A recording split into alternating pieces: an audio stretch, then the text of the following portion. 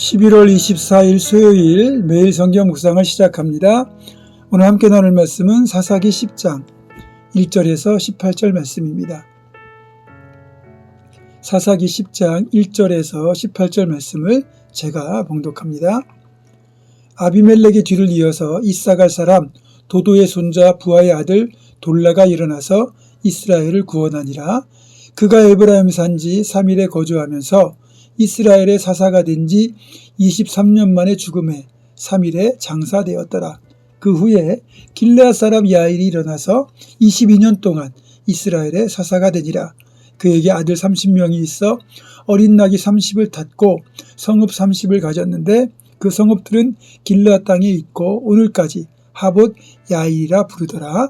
야일이 죽음에 가몬에 장사되었더라. 이스라엘 자손이 다시 여호와의 목전에 악을 행하여 바알들과 아스타롯과 아람의 신들과 시돈의 신들과 모압의 신들과 암몬 자손의 신들과 블레셋 사람들의 신들을 섬기고 여호와를 버리고 그를 섬기지 아니하므로 여호와께서 이스라엘에게 진노하사 블레셋 사람들의 손과 암몬 자손의 손에 그들을 파심해 그 해에 그들이 요단강 저쪽 길르앗에 있는 아모리 족속의 땅에 있는 모든 이스라엘 자손을 쳤으며 18회 동안 억압하였더라. 암몬 자손이 또 요단을 건너서 유다와 베냐민과 에브라임 족속과 싸움으로 이스라엘의 곤고가 심하였더라. 이스라엘 자손이 여호와께 부르짖어 이르되 우리가 우리 하나님을 버리고 바알들을 섬김으로 주께 범죄하였나이다 하니 여호와께서 이스라엘 자손에게 이르시되 내가 애굽 사람과 아모리 사람과 암몬 자손과 블레셋 사람에게서 너희를 구원하지 아니하였느냐. 또 시돈 사람과 아말렉 사람과 마온 사람이 너희를 압제할 때에 너희가 내게 부르짖음으로 내가 너희를 그들의 손에서 구원하였거늘 너희가 나를 버리고 다른 신들을 섬기니 그러므로 내가 다시는 너희를 구원하지 아니하리라. 가서 너희가 택한 신들에게 부르짖어 너희의 환난 때에 그들이 너희를 구원하게 하라 하신지라. 이스라엘 자손이 여호와께 여쭈되 우리가 범죄하였사오니 주께서 보시기에 좋은 대로 우리에게 행하시려니와 오직 주께 구하옵나니 오늘 우리를 건져내옵소서 하고 자기 가운데에서 이방 신들을 제하여 버리고 여호와를 섬기매 여호와께서 이스라엘의 곤고로 말미암아 마음에 근심하시니라. 그때에 암몬 자손이 모여서 길르앗에 진을 쳤으므로 이스라엘 자손도 모여서 미스바에 진을 치고 길르앗 백성과 방백들이 서로 이르되 누가 먼저 나가서 암몬 자손과 싸움을 시작하리야. 그가 길르앗 모든 주민의 머리가 되리라 하니라. 아멘. 오늘 본문 1절과 2절에는 이사갈 사람 도도의 손자 부하의 아들이라는 사사 돌라가 등장합니다. 이렇게 그가 누구의 아들인지를 알려주는 것 외에는 다른 아무런 정보가 없는 정말 평범한 사사가 등장해요. 아무 내용이 없습니다. 그냥 그가 23년 동안 이스라엘을 다스렸다. 그 얘기밖에 안 나와요. 그리고 죽으니까 3일에 장사되었더라. 그렇게 말하죠. 그래서 돌라라는 사람은 정말 한 일이 없구나. 정말 평범한 사람이구나. 존재감이 없는 그런 사람이구나. 어쩌면 평생 놀고 먹고 자다가 죽었구나. 이럴 수도 있다는 거죠. 하지만 저는 조금 다른 면에서 이 돌라를 평가해 보려고 합니다. 흔히 우리가 훌륭한 지도자 그러면 공동체를 위기에서 건져내고 큰 역사를 이루고 뭔가 대단한 업적을 세운 사람을 우리는 훌륭한 지도자 이렇게 말합니다. 여러분 꼭 그렇진 않다는 겁니다. 진짜 태평성대는 백성들이 왕이 누군지도 모르고 이름도 모르고 얼굴도 전혀 모를 때라고 합니다. 전쟁도 없죠. 먹고 사는 문제도 어느 정도 해결됐죠. 백성들의 삶이 평안하면 따로 통치자의 존재를 실감할 수가 없기 때문에 왕이 누군지를 모른다는 거예요. 만약에 이런 관점에서 돌라라는 사사의 행적을 보면 어쩌면 이 돌라는 가장 뛰어난 지도자, 사사의 역할을 제일 잘 감당한 사람이다, 이렇게 볼 수도 있다는 겁니다. 정말 뛰어난 지도자는 자신의 존재를 드러내지 않으면서 공동체가 평안히 흘러갈 수 있도록 만드는 사람이기 때문입니다. 대조적인 인물에 이 솔로몬이 있죠. 솔로몬 같은 경우는 어떻습니까? 그는 지혜의 왕이에요. 부귀와 영화가 극에 달했어요. 심지어는 은과 금을 돌처럼 흔하게 쓰고 백향목이 나무처럼 흔했답니다. 그 정도로 나라가 부강했어요. 자, 그렇다면 솔로몬 시대의 백성들의 삶도 정말 평안하고 행복했을까요? 글쎄요. 먹고 사는 문제는 해결되었는지 모르지만 백성들의 삶의 질까지 좋아졌다? 그렇게 평가하기는 어렵습니다. 생각해 보시면, 자, 솔로몬이 생전했던 일이 주로 뭡니까?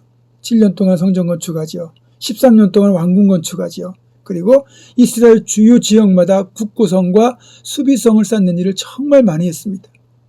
따라서 백성들의 입장에서는 세금도 많이 부담해야 됐고, 또 이런 대규모 건축과 토목 사업에 의무적으로 부역을 하다 보니까 1년의 절반 가까이 집을 비워야만 했습니다. 여러분, 집안의 가장이 1년 중에 절반을 집을 비워야 된다면 누가 좋아하겠습니까?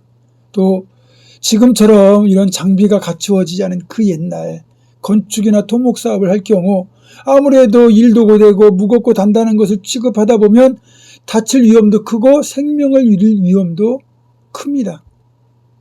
그런 일을 계속 한 거예요. 따라서 백성들이 드러내놓고 말은 하지 않지만 속으로는 불만이 쌓이기 시작했고, 급기야는 솔로몬이 죽고 그의 아들 르호보암이 왕 위에 오르게 되니까 백성들이 조직적으로 그동안 쌓였던 불만을 표출하게 됩니다. 당시 공사 감독이었던 여로보암이라는 사람을 대표로 세워서 새롭게 왕이 된 르호보암에게 이제는 자신들에게 주어진 이 무거운 짐을 줄여달라고 요구하죠. 그만큼 힘들었다는 겁니다. 게다가 솔로몬 통치 후반부는 솔로몬의 그 수많은 왕비들과 첩들의 유혹에 솔로몬이 넘어가서 이스라엘 내의 우상 숭배가 심각해지고요, 영적인 타락까지 나타납니다. 솔로몬 시대에 받은 복이 워낙 많다 보니까 당장은 문제가 되지 않았지만 결국 골물대로 골마서 솔로몬이 죽고 나니까 그 골문 부위가 터져버린 겁니다. 저는요, 위대한 사람은 위대한 일을 했기 때문에 위대한 사람이 되는 것이 아니라고 생각합니다.